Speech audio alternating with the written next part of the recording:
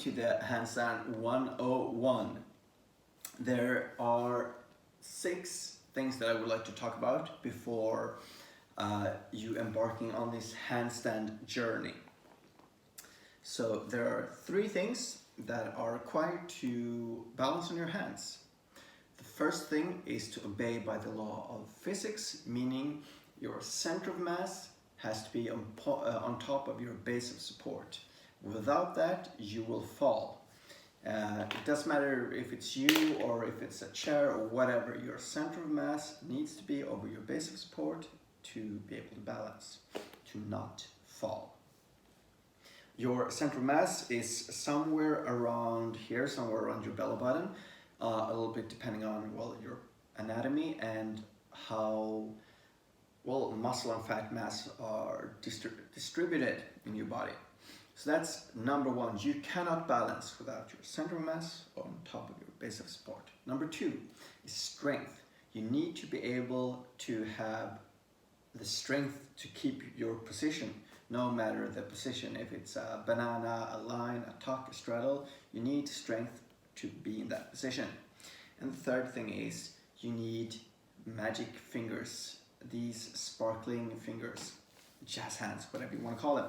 Well, you need your fingers to do all kinds of adjustments to counterbalance, and this is the main difference between a beginner and intermediate to advanced hand balancer. So it's being able to intuitively use your hands to make small corrections. Of course, your other joints could help as well, but this is where the magic happens. And you need to learn how to use your hands for balancing. So one thing you could do is you could try to stand up. I'm going to do this pretty close, like this, and just like this. Lift one leg up, and your foot will make all kinds of corrections, small corrections to be able to balance. And I don't have to think about this because I have spent enough time on my feet and on my foot to be able to balance without doing all these kinds of stuff.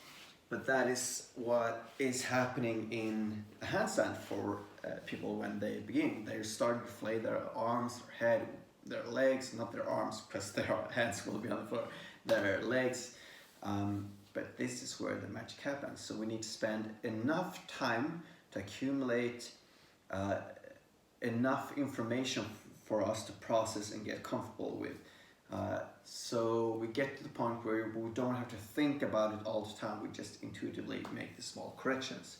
Those are the 3 essential pieces: center of mass or base of support, strength, and fingers. I want to talk about a couple of other things as well.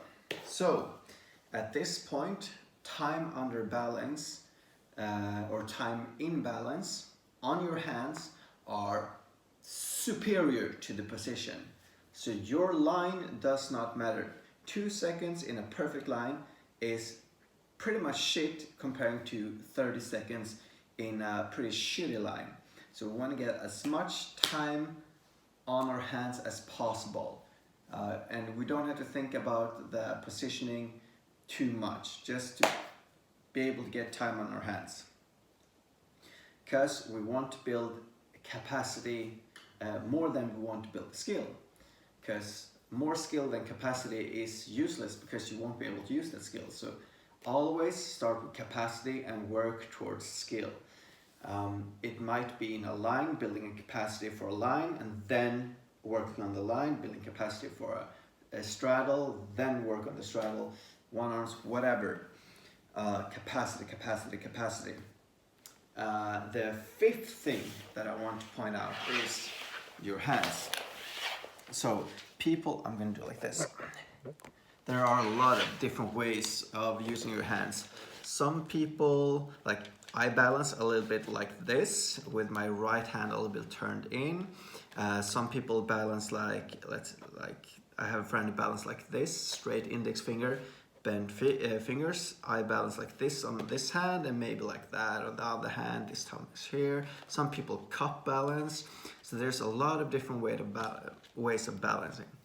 But you will start with the basic, which means that your index finger will be pointing to the front. If you had never-ending index fingers, they would never cross. So index finger pointing forward, big hands as a start. Your two strongest fingers are your index fingers and your middle fingers. So those are the two that will make most of the balance, most of the adjustments. So you will have your weight towards your index finger and your middle finger. And in the beginning, it will feel like, if you're doing it right, like you're overshooting and falling all the time, but your index finger and your middle finger will do most of the work to keep you in balance. The thumb and the pinky and ring finger will help a little bit, but not that much.